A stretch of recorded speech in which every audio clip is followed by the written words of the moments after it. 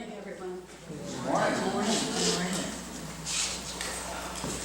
I kept thinking back at the end of the summertime putting this together and, you know, can we sufficiently celebrate this river, this body of water that has such an impact on life here on the peninsula? It appears to me that we're justified in doing so. Thank you for being here. So this morning we're going to welcome Captain Jeremy Nielsen and his wife Sarah. And I'm sure you're going to respond the same way that I did. You're way too young to be a river pilot, because I know what they have to do in order to qualify for this job. So please welcome him with me.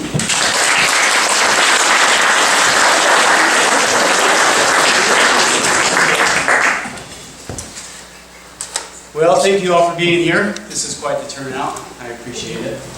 As Dan said, I'm Captain Jeremy Nielsen, and I am, until recently, was the youngest river pilot. I appreciate the opportunity to come talk to you. My wife and I were here this summer in Oysterville. We came to Vespers when the Rose City Quartet was here and had a wonderful time. And we've driven through the community a couple times and really love it here. So I stepped in at the last minute to fill this role. Our president and vice president, who would normally do this, had other commitments. But I welcomed it because I love the community of Oysterville. So thank you. Today I have a little PowerPoint I'm going to go through to kind of explain what I do and some of the challenges we deal with on the river. After the PowerPoint, I'd like to give you my story of how I became a pilot and kind of what my day-to-day life is being a pilot. I'd like to keep this pretty open. Anytime anybody has a question, feel free to ask, and just keep this conversational. I tend to be fairly soft-spoken, so if you can't hear me, just tell me to speak louder, okay?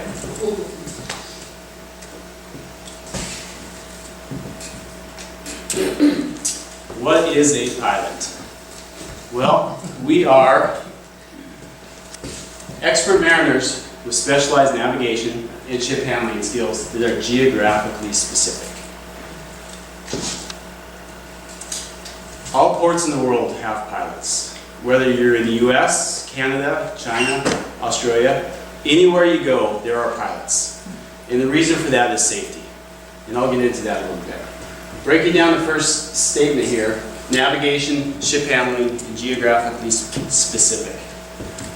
Navigation we term as river transits, bar crossings, and bays and harbors.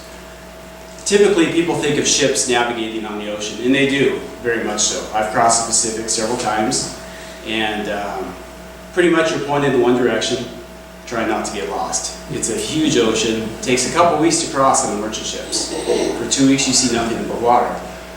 That's fairly general navigation. Navigation, in these terms, is close quarter maneuvering, and that's what we specialize in. Breaking that down even farther, ship handling is what we talk about when we are doing maneuvers such as docking, undocking, and emergency procedures. These are very precise movements of ships. It's pretty remarkable when a person can put a ship that's 1,000 feet long within inches of where it needs to go. That's what we specialize in. Geographically specific means local knowledge. I know the tides, the currents, the weather, the conditions of the waterway, which is the depth of the water, also the ports and terminals, how high the docks are, how long the docks are, the best way to tie ships up there. This is all knowledge that we gained over years of experience.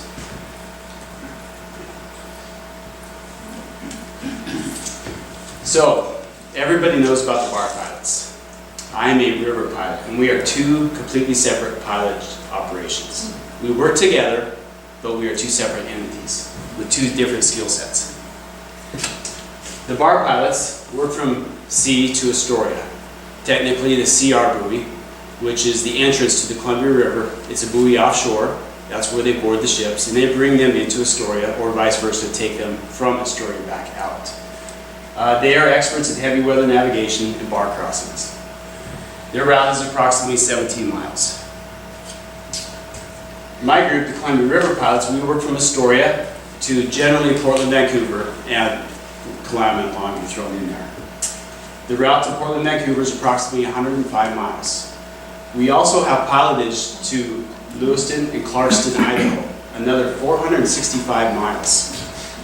And we take a few vessels up there every year, not too many. Generally, they're very small cargo vessels or private yachts that come up. For example, Ringo Starr's yacht came into the river about 5 years ago and went to Lewiston, Idaho. We are experts in river navigation and the precise ship handling, as I mentioned earlier, in docking, undocking, and anchoring. Our pilotage in Oregon and Washington is on the Columbia River is regulated by the Oregon Board of Maritime Pilots. That's our oversight group. We are independent contractors in an association. We don't have a boss per se, aside from the public, really. And the Oregon Board of Maritime Pilots oversees our actions. The board was established in 1847. They set tariffs, select pilots, and establish training requirements. They license pilots. They establish continuing education requirements, investigate incidents, and, if necessary, take disciplinary authority. As a side note, the board operates on zero public money. Their entire budget is funded by a surcharge on vessels entering the river. We hold two pilot licenses, our federal license and the state license. The federal license provides the basis for our state license, and that's administered by the U.S. Coast Guard. So before I became a Columbia River pilot with a state license, I had to take federal tests, which involved memorizing the entire river from Astoria all the way to Lewiston, Clarkston. And there are three parts to this test. One is you get a blank chart. There's many charts actually, and they just have the outline of the river. You have to draw in and label every buoy, every navigation mark, the depths of the river, the channel, the directions, name all the islands, name currents from memory, and you have to pass within 90%. From Astoria to Lewiston, Idaho. You also have to memorize the light list, we call it. The Coast Guard puts out a publication called the Light List. And it lists all the navigation marks on the entire river system. Every port has this. And that's part of the test as well. You just get a blank sheet of paper and you have to list the characteristics of every light. Buoy 21A, flashing 2.5 seconds, visible for 5 miles. Green, can buoy. For about, I think there was, I can't remember now, but it's something like 758s. You also have to pass with 90%. And then there's an essay portion that is asked general questions about your local knowledge of rivers, the currents and tides, and the ports. So that's the federal test. The state test is not quite as difficult, but it involves a lot more training. And basically, you get your state license after you're accepted into the pilot organization and you are in the process of being trained, you get your state test. My federal license allows me to pilot U.S. flag vessels on the Columbia River. The U.S. maritime industry is not very strong, so that's probably 10% of our business. In order to pilot foreign flag vessels, I have to have the state license, and that's by far the majority of our business. Is that state of Oregon or? It is state of Oregon, yes, and that's a good question. Half of the river traffic on the river goes to Klamath and Longview and Vancouver. And the reason I believe that Washington is not involved in the Columbia River is because Oregon City was the first port really on the Columbia-Willamette River system when this area was explored. Oregon took over control of it and administered licenses in 1847, and I think Washington has Puget Sound to worry about, so they've never become involved in it. And of course, we're required to have continuing professional development programs to constantly be on top of new technology, safety requirements that are coming out. Some of these bridge resource management for pilots, we call it, radar plotting, proficient use of all types of radar, electronic navigation. This is a big one. A lot is changing in the maritime industry recently. There's new charting systems called ECDIS coming out, electronic chart display information systems, and it integrates all the information that used to be separate pieces into one display. And then of course they have no safety courses. One of the things we do that is really a lot of fun for our professional development is we go to Man Model School. And I went about 3 years ago. This is in Port Revel, France, and it's regarded as probably the best training program in the world. And what this is, you can see they have models of ships here. This is sitting on one of the models, looking, going under a bridge here. Here's passing a container ship, and they have tugboats. All this is fully operational, and it is 100% to scale. 100%. From the size of the rudders to the propellers, the anchor chain, the braking strength of the anchor chain, everything is scaled except for time. So when you're sitting on one of these, maneuvering these vessels, it all happens much faster scale-wise than it would in real life. Now, you look at these and you say, well, this is not much bigger than most of the fishing boats I see on the Columbia River. And it's not. This boat here is probably, I don't know, 25, 30 feet long. But when you scale it into perspective, this is operated by about a 3/4 horsepower electric motor, and this ship weighs 10 tons. So, imagine trying to stop a fishing boat that weighs 10 tons. It's 2 Suburbans or so, with a tiny little motor like this. And it puts it into perspective. Great training. It's very valuable for us. Some other training we do is ship simulators. This is at Pacific Maritime Institute in Seattle. And this is a room set up to be a bridge of a ship. And they have 360-degree video screen. And then you can look down, you can look up, you can look back, and it's all integrated. And they have all the controls that you would have on a normal ship. And we are able to set up scenarios for new docks on the river, high current, high wind, and practice there before actually doing the real thing. This is something that we do quite frequently. Really an amazing facility.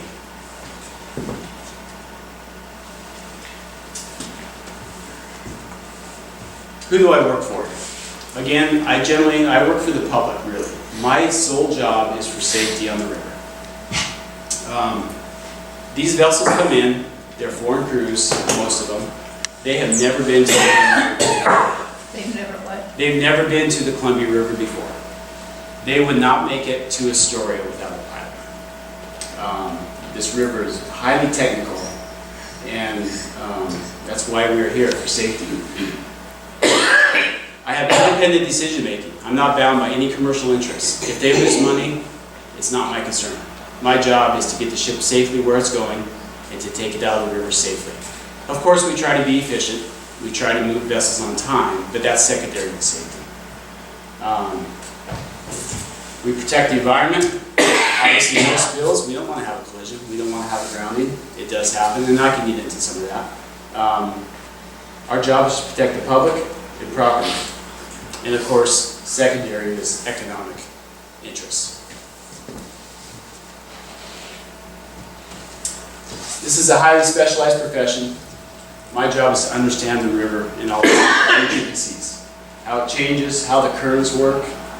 There are 4 tide changes on this river every day that we deal with, and it becomes very important when we're taking very heavily loaded vessels out of the river. And of course, there's seasonal changes. Every port's got its own set of challenges, and that's why my license is only good in the Columbia, Willamette, and Snake River system. We call ourselves Columbia River pilots, but in reality it's the Willamette and the Snake as well.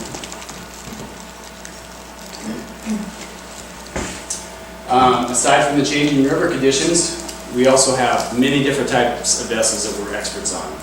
There are certain classes of vessels, but even within the same class, 2 vessels can look similar on the outside, but all their navigation equipment is different. The size of the rudder, the propulsion system is different, the bridge layouts, and the electronic equipment they have varies from ship to ship. There's rarely 2 ships that are exactly the same.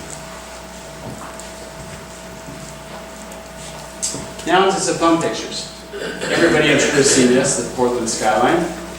This is a container ship that was a regular caller until recently when we lost the container business in the port. It kind of puts into perspective when you see that.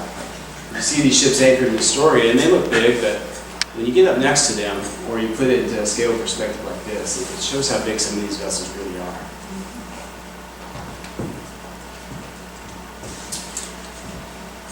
The channel that we operate in is 600 feet wide. You look at the river, and it's quite wide in some places, and I often get asked a question, usually by fishermen that don't want to move. Why can't I go around? Well, the reason is we operate in a 600-foot wide channel. The majority of ships we bring in the river are longer than 600 feet, so we cannot even turn around in the channel we are in. So, kind of a scale perspective here for you of the width of the river. This doesn't really show a channel, but generally, that's all we can operate in. Channel stretched to what depth? It's stretched to 45 feet. Usually. I'll get into that. What way is stretching we left, right? Yeah. Just after the This was supposed to be a scale picture, but I believe it's an older picture because it's not quite the scale. Our minimum, we call underkill clearance, is a depth from the bottom of the ship to the top of the river. We operate with 2 feet. So these large ships, this is how much we have underneath the loaded ship.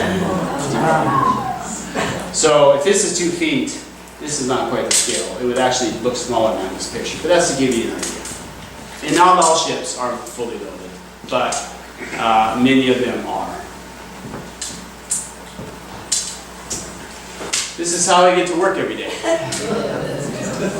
This is a Manila rope and hardwood pilot ladder. And this is actually the best type there is. And you'd think that new synthetic lines or high-tech materials would be better, but they're not. This is tried and true method. There's actually 2 strands of Manila rope on both sides. That's for safety. If one breaks, you still got the strand holding onto you. And hardwood runs all the way up. These are called spreader bars. They keep the ladder from twisting when you're climbing up the side of the ship. It's very, on a day like today, it's not such a big deal. 2 o'clock in the morning when it's raining sideways, it gets to be a big deal. Here's one of my partners climbing up the side of the ship. See the spreader bar up here is doing its job and keeping the ladder from twisting around as it climbs up. And this is done underway. If you've ever seen our launch boat go off from Astoria, the ship continues moving and we come alongside, and this is done underway all the time, unless the ship's at anchor, we get on there. Some of the equipment I use on the bridge of the ship. It's a pilot card. The ship is required to present it to every pilot that comes on board. It gives specifics of the ship, the length, the breadth, the draft, as well as maneuvering characteristics of it. Obviously the draft is very important. Another important piece most people don't think about or know is which direction the propeller turns. That is a very big deal to us. Most ships are right-hand propellers. When you're looking at the back of a ship, the propeller turns clockwise. Some ships go the opposite way, and there are some vessels that have propellers that never stop. They just change pitch, controllable pitch propellers. The reason that is so important is because that propeller exerts such a force that it in itself can turn the vessel. Anytime that we put the ship in reverse and back, the ship starts turning just from the propeller force. So that's an important piece of information. This is a gyro repeater. These are what I watch to give directions and make sure the helmsman, the person steering, is staying on the course that I give him. Rudder angle indicator, it's a small picture, but I look at that singular piece of equipment probably 500 times on the transom. And the reason for that is the channel is so narrow and there's such limited time in your turns. Our turns are timed to seconds. And if I tell the quartermaster starboard, which is right, 10 degrees, I look at that and make sure he does what I tell him to do. And then I continue looking at that to make sure he doesn't change. You would be really surprised how many times they go the wrong direction or they're at where I tell them and they just turn the wheel with no explanation given. So that's very important to us. VHF radios we use a lot to communicate with other vessels. Is there always somebody with English skills? Oh, that's a good question, and that's coming up in about 3 slides here, I think. Yes. Just some more equipment, another rudder angle indicator. Here's an electronic gyro repeater, 225 degrees at 6.4 knots. So just some of the stuff I use. The speed is based on measured through the water or GPS, or how's it feed? Overground, generally by GPS. You got a couple other eager. Oh, yes, go ahead. This inability to steer properly, you find that on American ships? I'm sad to say, American ships tend to be the worst. I don't know why that is, because language is not a problem. Generally, I consider a quartermaster to be good at his job if he can keep the ship within 1 degree of the course I give him. Half a degree on either side, 1 degree. I'm happy on an American ship if the same helmsman or quartermaster can keep that ship within 2 degrees. I don't know why that is, but it's just something to deal with, I guess. Yes? With the clearance and river depth you're dealing with, do you ever find the draft misrepresented, or do they overload? Yes. You know, like a pilot on an airplane, sometimes when you're flying out, you'll see the pilot walking around the outside of the airplane. That gives me a good feeling. I try to do the same on ships. I try to visually look at the draft before I get on, if I'm able, so I know if the information they're giving me is correct. And it behooves them that it is correct. If we have a problem and they've given me the wrong information, it's really a problem for me. When you had a Navy vessel come in, I was told that you guys didn't ride them. Is that true? That is not true. We are on all of them. Okay. In fact, the USS Jackson was in the river this year, which is the Navy's new littoral combat ship. It's a very stealthy trimaran looking thing. I took that out of the river. But yeah, when they come in for the Rose Festival, we are on all the vessels. Yes. Do the currents in the river have a measurable effect on making you veer off course, and if the rudder are as limited as you seem to indicate, I just wonder how you can anticipate that well enough to... Well, you just answered the question. You anticipate it before it happens. There are a few places in the river where I start adding rudder angle before I get to an area of side current, just to compensate for that. Do you pilot cruise ships too? We see a lot of the cruise ships come in, so you have to bring those in? Yes. The majority of the cruise ships are just piloted by the bar pilots because they stop in Astoria. Oh, that's right. There are some that come up. The World just came up all the way to Portland a couple weeks ago, and then we get some to the dry dock in Portland. So any vessel that goes beyond Astoria, we take out. Like that paddle boat we see on. No, that one is has its own crew. They are not required to take a pilot because they are American flag in under a certain size. And tugboats and the barges, are you guys on those too? Some of them we are. Again, most of the tugboats that come in the river towing the barge are American flag. They're not required to take a tugboat or a pilot. About 50% of them do. And so that's their choice. If it's a foreign flag tug from another country, again, kind of depending on the size, but most of those we are on. But the one that tugs that just stays in the Willamette going up to Lewiston, they don't have... No. What size ship or boat requires a pilot?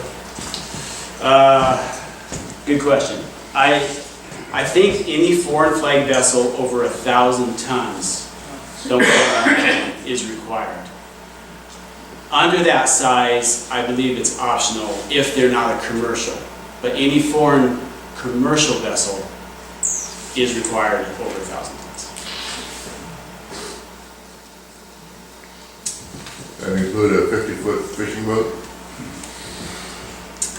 It probably would. Again, there's a size limitation there, and that is so rare that we get a foreign fishing boat in here. I have never personally had it, so I'm not sure. Another picture of one of my partners in action here, just a different bridge layout.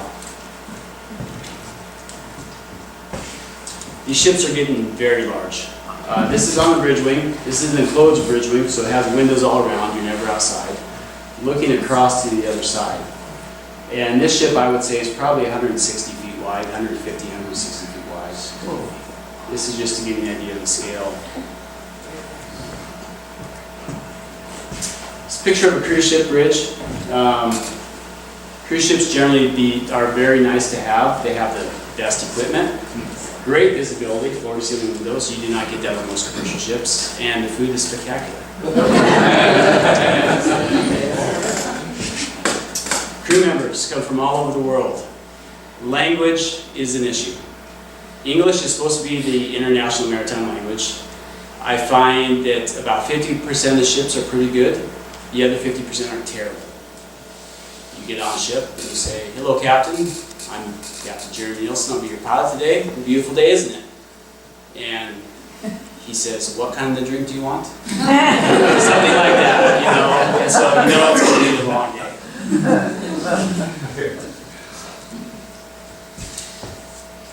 For example, you can kind of figure out what this one is. You get the gist of it. This one I'm not so sure about. It must be important though, because they have a platinum. Another challenge that we deal with is visibility, and this comes in multiple forms. This ship, so I would be up here, in one of these windows. Anywhere, the bridge is up here. You got 1.5 windows that you can see straight forward out of. Here's a different view with these cranes right in front here. Another view.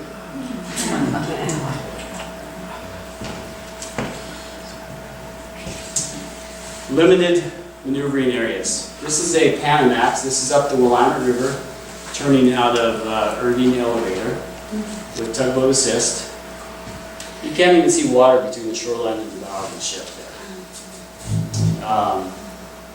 We work within distances of feet on ships that are regularly 750 feet long, like this one is.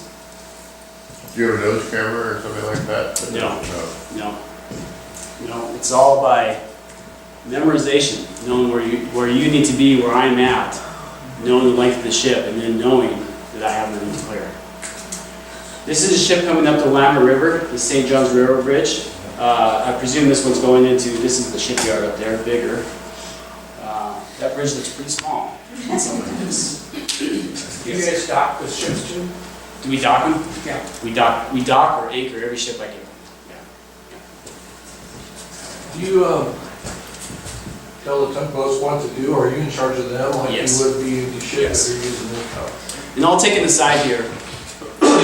Every river pilot, every one of my partners, aside from 2 of them who came from ships offshore, was a tug captain on this river prior to becoming a pilot. And that's a requirement. So I'll get into my story after this a little bit, but every one of us knows what we could expect of those tugboats because we were there and we did that. This is just a picture of a ship I was on a few months ago, just showing some traffic. We have an Army Corps of Engineer dredge working here. This ship's at anchor. This ship's at dock. There's a tugboat coming. And this is an outbound ship I'm going to meet right in the midst of all this, inside the 600-foot channel. So, At least the fishing fleet doesn't seem to be out. yeah, we're getting to that one. Some of the other challenges we have, poorly maintained equipment. This is a picture of a radar screen, and the river right here, this is up by Beaver Dock, if anybody knows where that's at, Port Western. This river right here should be about this wide the entire way. But as you can see, the radar, being poorly maintained, has pulled the beach in right to the ship. So the ship is here in the center, basically. Terrible equipment, you cannot navigate with this. So at that point, it's visual only. Can you just turn down the gain a little? No, when it does that, the magnetron is out and needs replaced. Again, another terrible radar picture.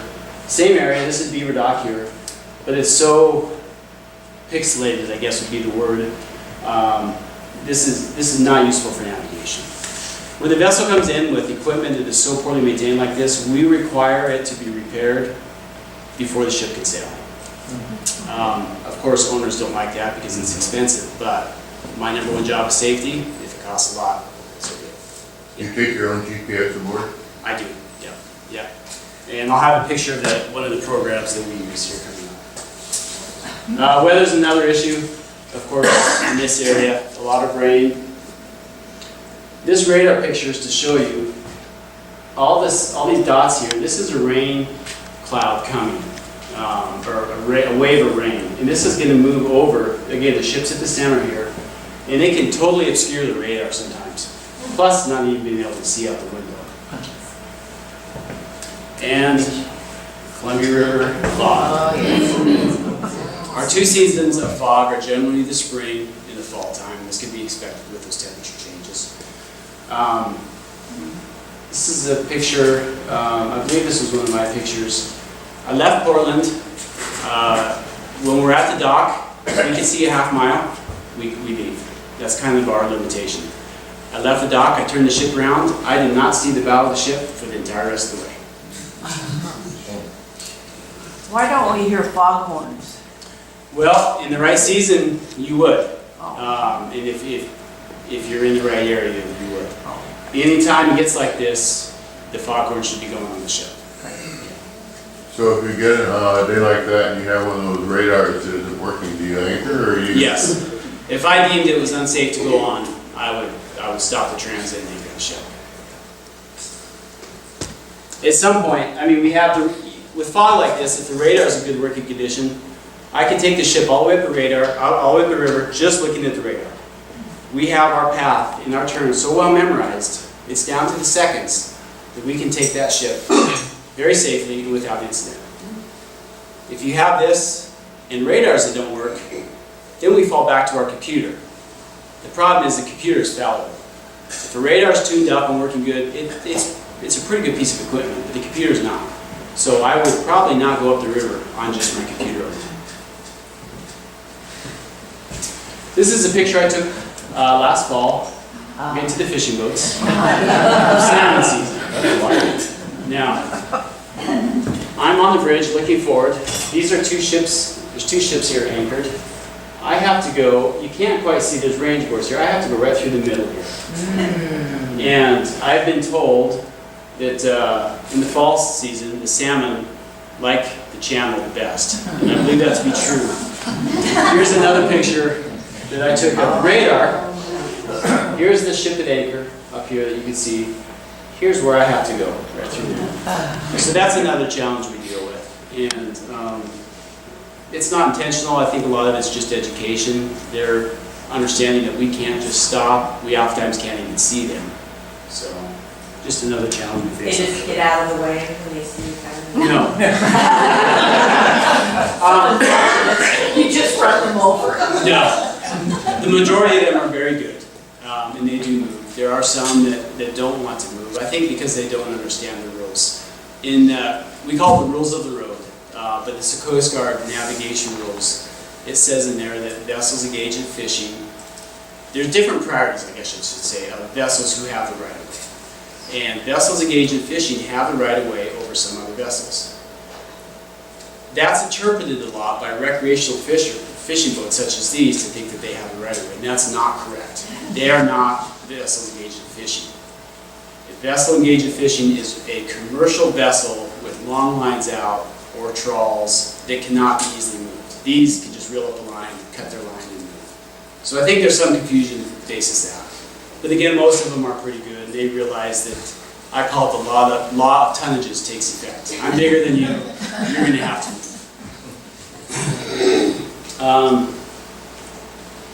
The other challenge we deal with is shoaling on the river. Shoaling is all the mud, silt, and sand that comes down the Columbia River. Columbia River is 1,200 miles long, originates in Canada, and so we have a lot of Canadian sand that ends up here, I think.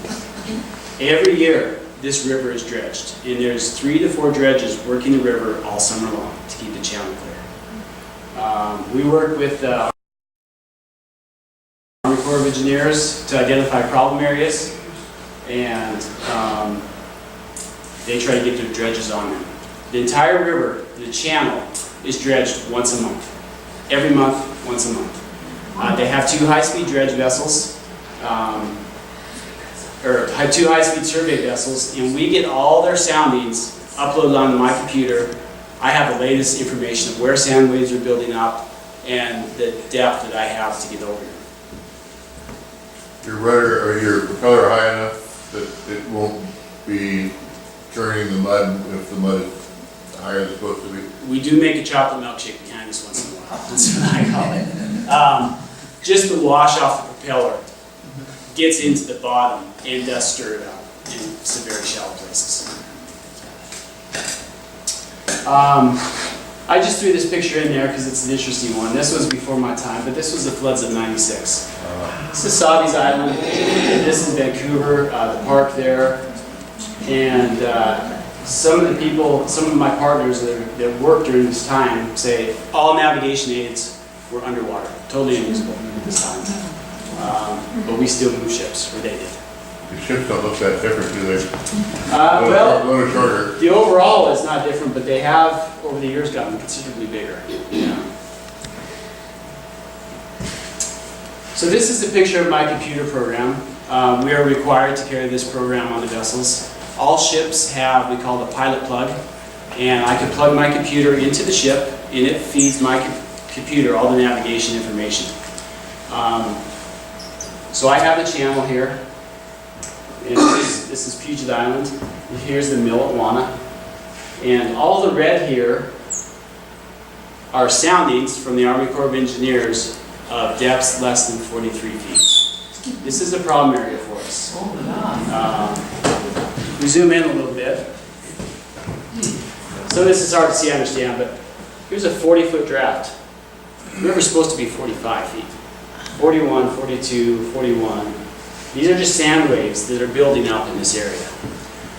So before I take a heavy ship out that's loaded, I look down the entire river on my computer with the latest soundings, and I see where the problem areas are. I have to time my transit to get over these areas. So I would be going through this area when the tide is coming in to give me the extra water. So I will leave Portland, and there's a few bad areas like this. I'll leave Portland, time it for a bad area up there, and then go through a good area of the river, of the channel, when the water's low, and time it so the water's rising here, so I can get over these areas like this. How long a transit is it from Portland to Victoria? About 8 hours.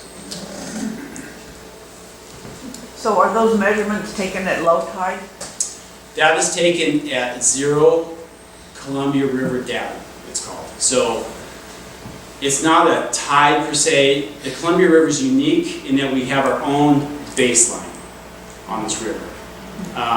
So it's different than the ocean tides. If you look at a tide book and you look at the ocean tides, it says 0. It wouldn't necessarily be 0 in the Columbia River. And I'm not sure how that came about, but we have our own baseline. So these drafts are all off of that baseline. I mentioned shoaling, changing bottom conditions, migrating sound waves, get as high as 15 feet not maintained. That would really limit our capability to move vessels. Deep draft vessels have to be in the story at a certain time. The bar pilots have their own requirements for when they will take heavily loaded ships. So not only are we trying to move ships down the river to get over these problem areas, we also have to be in the story at a certain time to meet their requirements. Outbound vessels will go through 3 tide changes on our transit to Astoria. And we try to leave Portland, Vancouver at high water. We'll go through the low and the high to ride at the bar pilot's designated time.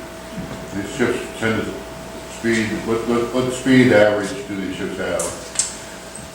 Fully loaded ship, we try to make about 12 knots. And the knot is a little faster than the mile per hour. So that'd probably be, I don't know, 15 to 16 miles per hour. There are areas when we go through ports we have to slow down. Shallow water we slow down. But overall we try to average about 12 knots. So, again, this kind of reiterates what I said. We try to anticipate where we'll encounter low tide, make sure we have sufficient clearance to get over this problem area. Another issue we have is ships like deep water. They just work better. It's their happy place to be in deep water. When we get into shallow water, the entire ship starts shaking. It just rumbles like this. Imagine it's these huge vessels and they just shaking and rumbling. And that's just interaction with the bottom. A phenomenon that occurs is called squat. And it's on Bernoulli's principle effect that when you have constriction, say in a pipeline, the water must speed up there, and it causes a low pressure. Same thing on the ship. When the bottom of the ship is close to the top of the river bottom, the water there must speed up. That causes low pressure, which causes the ship to squat down or sink. So it further exacerbates the problem of clearance. So when we go through these very shallow areas, we slow down. That slows the whole process down, slows the water down, so that we're not striking water. Is it sort of like a guitar string when it hits the bottom? No. So If you're on one of these ships and you're going through an area, it's very interesting to look way out at the bow, and you can see that the ship moving like this, going up and down, and that's just the bow going over sandways. It gets sucked down. You see it get pulled down, and then a little deeper area it rises back up, and you know, we see these ships and we think, oh, there's not that much movement to them, but it's really remarkable the amount of movement there is in these ships. I remember when I worked on ships crossing the ocean, we had some inside passages from all the way in the stern, all the way to the bow. And when you're looking down 800 feet of this passage, and you see all these frames all the way, and you see the ship twisting like this, it makes you thankful for the flexibility of steel. It really is a lot of like a flexibility. vessel on the bridge. So, how do we get through these areas? We have a program called Load Backs. It's a service of NOAA, sponsored by the Port of Portland. LoadMax has 7 sensors on the river system, and they take real-time river levels, and height of water is predicted by taking the current height, how much precipitation there's been, discharge from Bonneville Dam, as well as tide considerations, and it's run through an algorithm, and we're able to get predicted river levels. So we can predict if we could sail a fully loaded ship or not. And it's pretty close. Once in a while it could be off by a foot, which can make a difference, but usually it's within a few inches.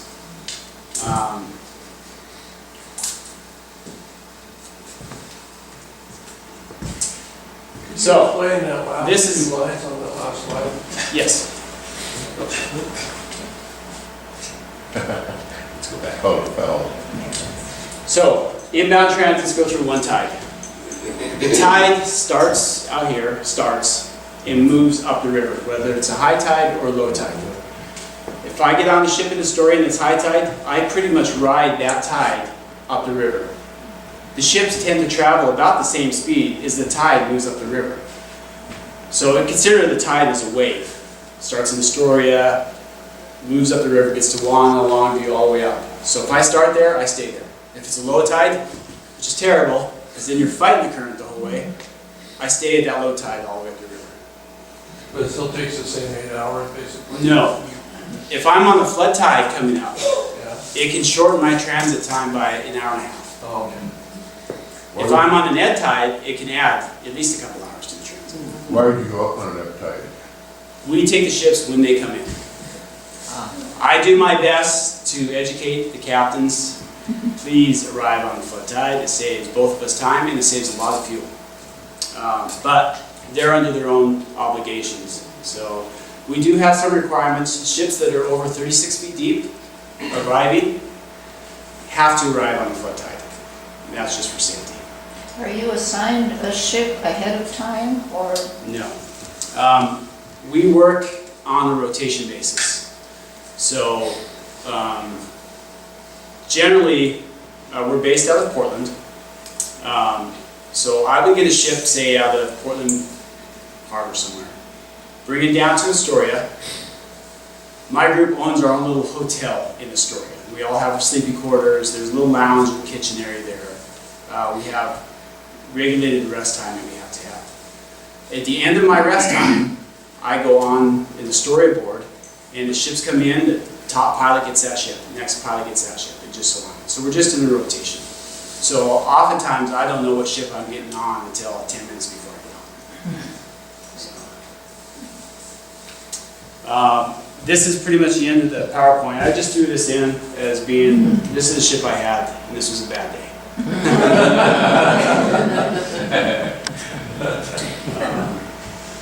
So, yes. Didn't they just buy a helicopter to take you out to ships recently, or was there talk of buying one? That is the bar pilots. Again, we are two separate groups. Oh, They work just from the ocean to Astoria, and then we move Astoria the rest of the way. They've actually done that, or is that in the prospect? What's that? The bar pilots, are they actually doing it with helicopters? Yes, they use it frequently. Often. They use it more than their boats because it's so fast. Probably why you do to get on the ship too. I assume so, yeah. 2 questions. Yes. Why did you choose the Columbia River? And the second one is, tell us about your scariest experience. Well, I'll go through the first one, and then I'll be thinking about the second question. So I was born and raised in Montana, and everybody wondered how in the world did I get into this, right?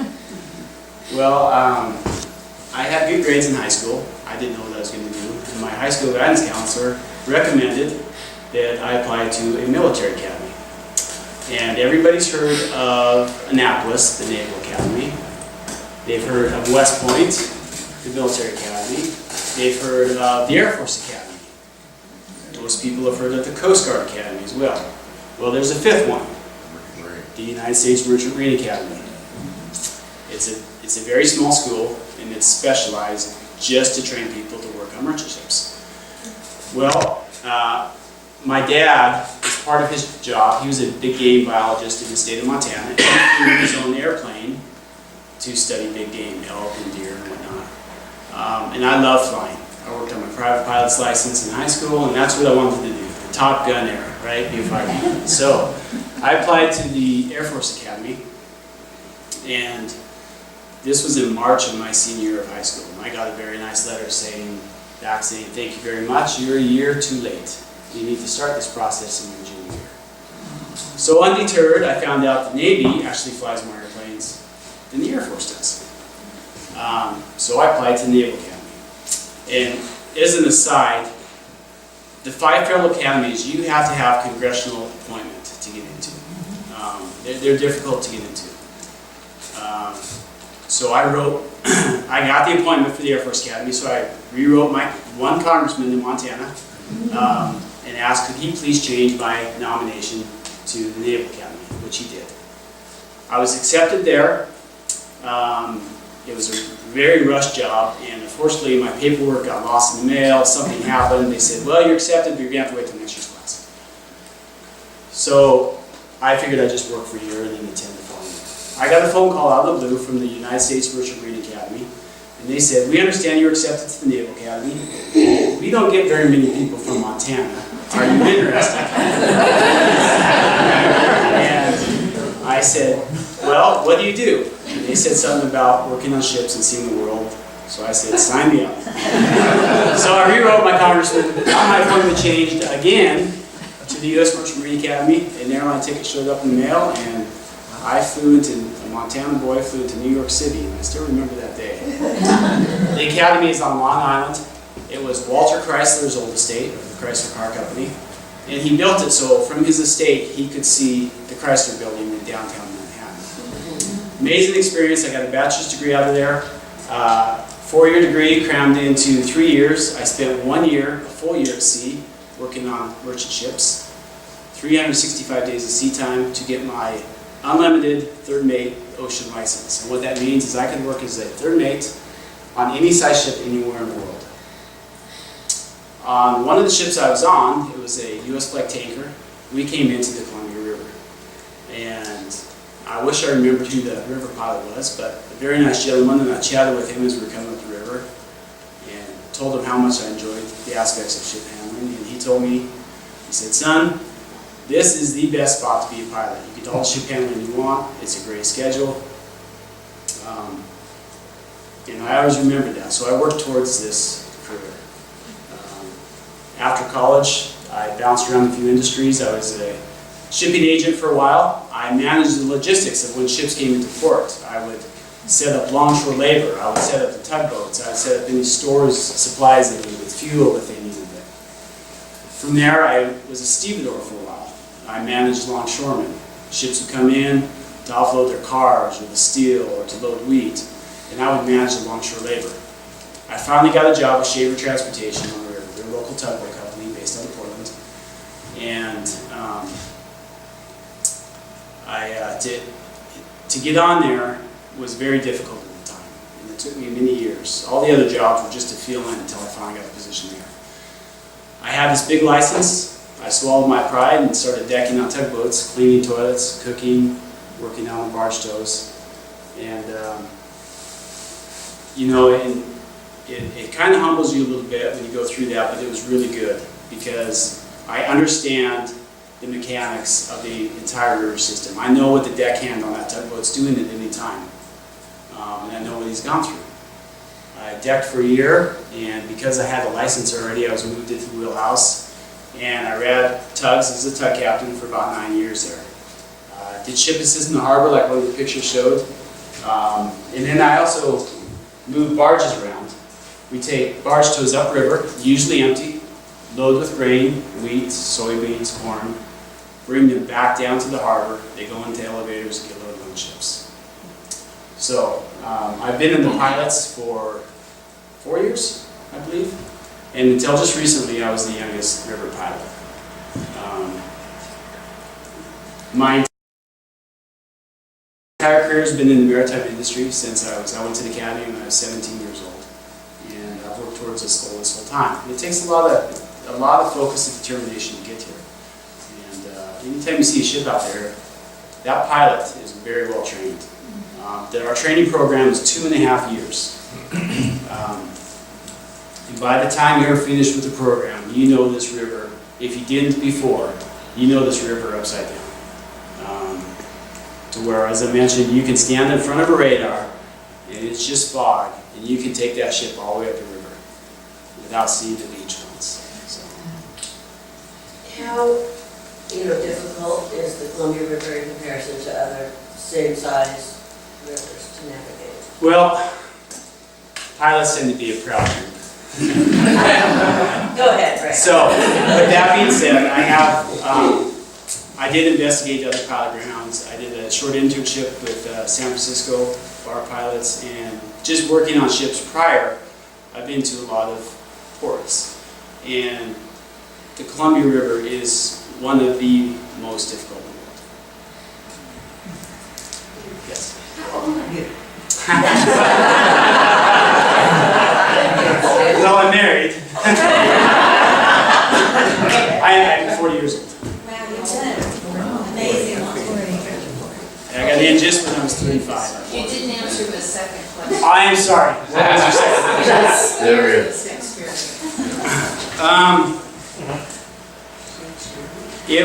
It was probably my first grounding.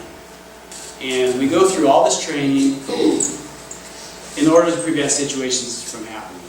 And you read about groundings that have happened on the river, and we have a string of them in the last 2 years, probably 4 or 5. And there's still some investigations going on. Yes? Do I need to wrap up? Oh, okay, I'm sorry. But did you say grounding? Grounding. Drowning. Yeah. Grounding. Where the ship strikes the bottom. G. Yes. Not drowning.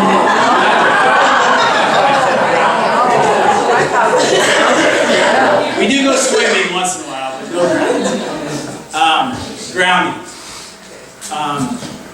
Every one of them has been mechanical failure in the recent history. So the scariest one I had, I still am fairly new, but I was really new then. And I had a ship leaving Portland, a fully loaded ship, and it was about 2 o'clock in the morning, and I just went through Longview. I was coming out to Astoria here. And I got into fog at Longview, the same type as that picture, couldn't see a thing, nothing at all. I came around the turn, and I met another pilot on an inbound ship. And right before I got to the turn, I had asked for increased RPM to speed up a little bit after going through Longview. And I looked up at the tachometer, something didn't feel right. And the tachometer needle was just going like this. and there's something wrong with the engine. Well, I was able to get past that other ship, but the ship I was on, because of the turn, already had some swing going. Unlike a car, when you are turning the ship, you have to apply opposite rudder to straighten the ship out. So if you turn to the right or to starboard, you have to turn that rudder to left or to port to straighten that vessel out. It will not straighten out its own. It just keeps turning. You have to, in most cases, have the propeller working, the engine working, to provide enough propeller wash over the rudder to make it effective. So if you have no engine, you have no thrust over the rudder, therefore you in effect don't have a rudder. The engine quit on me. They were not able to restart it. Nobody knew what was going on. Alarms going off. You can't see anything. I lost all power.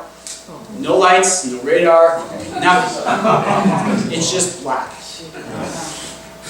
Pretty scary situation for the pilot. So the decision I made, knowing that I was running out of time, and I had a very large turn opposite the way I was going, with rocks coming up in front of me. This was right at Willowboro, if anybody knows where that's at. There's a big turn to the left there, and it's just rock cliffs. I made the decision at 12 knots to let go an anchor. Again, my job is safety. I did what I could to not have any pollution accidents, and that was the only solution I had left at that moment. So I told the captain, and when we're underway, they're required, and we tell them, they have to have a crew member on the bow, standing by the anchors, the entire transit. If there's a problem, we're not waiting for somebody to walk 600, 800, 900 feet to the bow. That could take 10 minutes for somebody to get up there. Somebody has to be there. I told the captain, let go of the starboard anchor. What? Let go of the starboard anchor. And it was just chaos.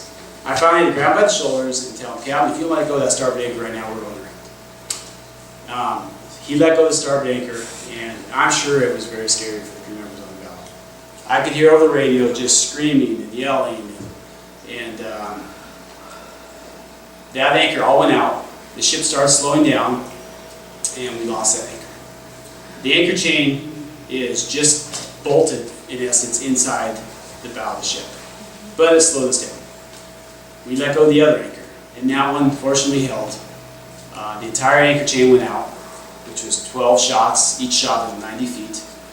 And it held, and we hung on to it. The ship turned around in the current, and we were safe. No damage, no pollution. That was a pretty serious experience. Since then, I have had 8 engine failures, and which, in my short career, happens to be the record.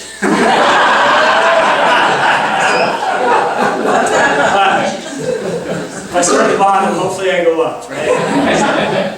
But that's not your fault. Do you think they break down that often at sea? I mean, that's- Well, a problem that we've been, yes and no. A problem that we've had, and the reason why there was such a string, especially when I started the program, was because of new pollution requirements. These ships were required to switch over to a low sulfur fuel. That low sulfur fuel does not have the lubricating abilities that the heavy fuel that the ships used to burn have, and the engines weren't made to run on it. And so we had a string of engine failures just due to that fuel. The engines would, in essence, shut down because they were not properly lubricated. In Astoria, on the southeast side of the bridge, there's usually around 11 ships in there. What are they doing? Those ships are all anchored, and they're waiting to go load cargo. To go what? To load cargo. Our number one commodity out of this river system is grain. This port it goes between the second and the third largest grain exporting port in the world. This area feeds the world. China, Japan, Korea, many Far East countries, as well as Europe, buy grain from this area. We import a lot of automobiles, we have steel products, but by and large it's grain. Empty ships come in, they load with grain, and they head out to the port. So they're all waiting for a spot. And last winter was extremely busy. The anchorage was always full. Every anchor spot we had on the river was full. Every spare dock was full. We had ships turning circles in the ocean because there was no room for them to come in. And I got on one ship that came up. They had been waiting 30 days just to come in the river. Oh, So the value of this river system and keeping the ships moving, the economic value is tremendous here. Once those ships are anchored out there, you don't have to be on board with No. them. You only go back on board if they start to move. Correct. Thank you. I heard once that the water is deeper on the Washington side of the Manila Bridge than it is on the Astoria side. And if so, why did all the ships come in hugging the southern shore? Well, And the bridge. generally, like a roadway, you drive on the right-hand side. Oh. That would be why, generally. I heard it might be political because of the city of Astoria. I don't think so. I don't believe it's true. I can't speak to that. My pilotage, my license starts at Tansy Point, if anybody knows where that's at, which is outbound from the bridgeways. But generally, the bar pilots bring it in and they'll take it through the bridge. I can get on early if need be, just because of logistics, but they'll bring it through the bridge.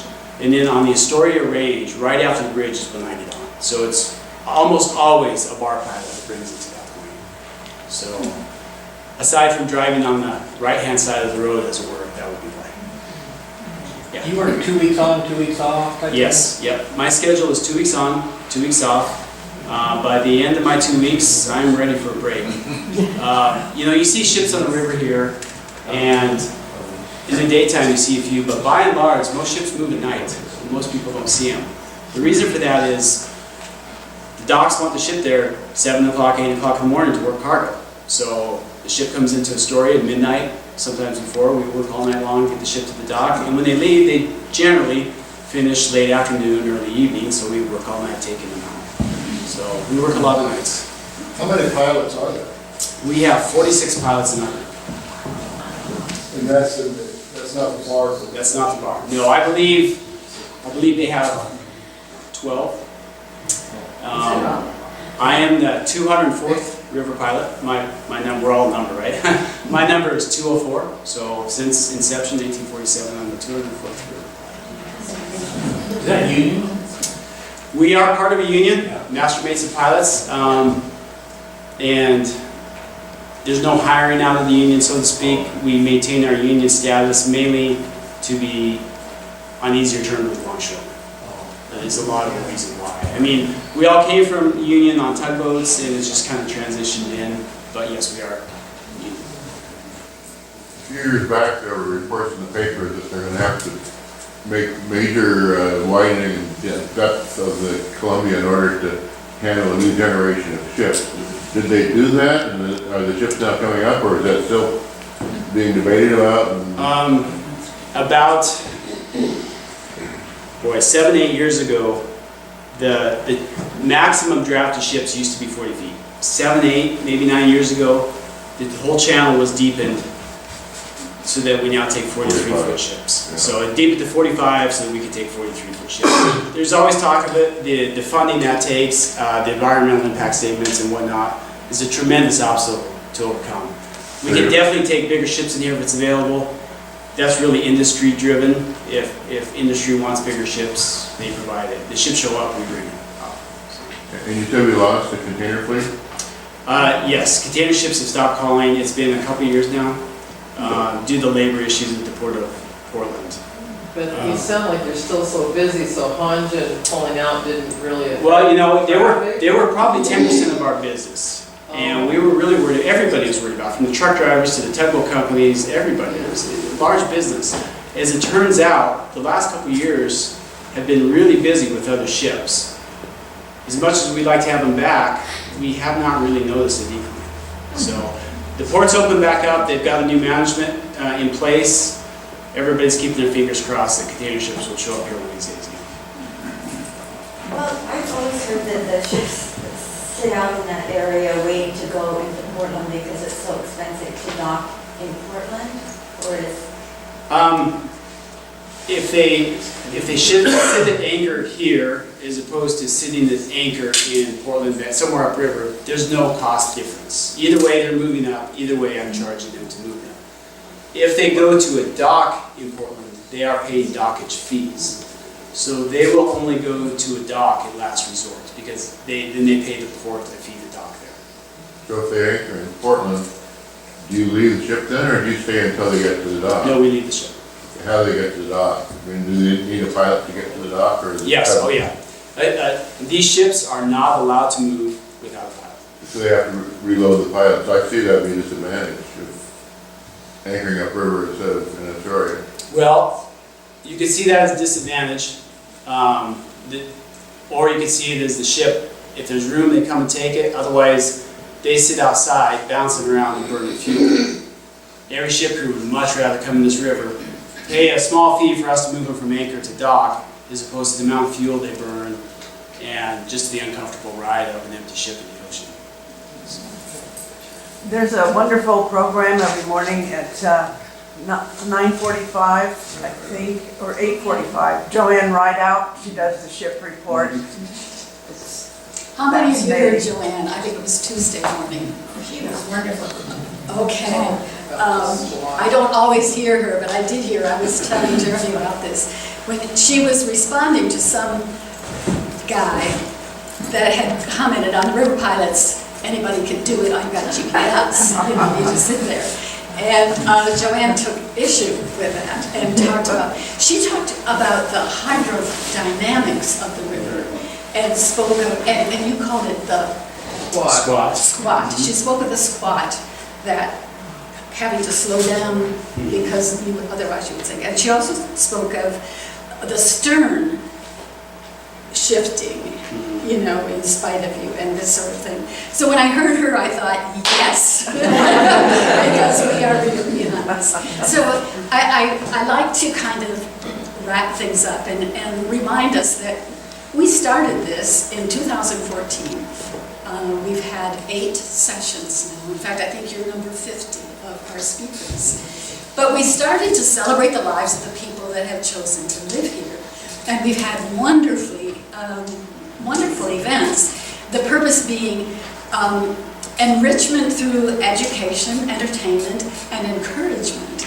I feel today that we've gone beyond education into the realm of awe.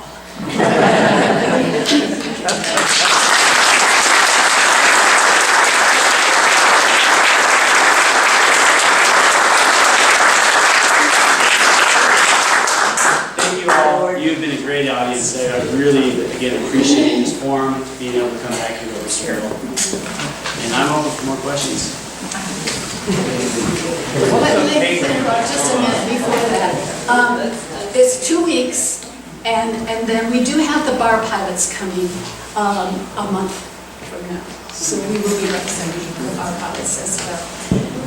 And if you need a schedule of the rest of the events, we'll see. I have some. Thank you so much.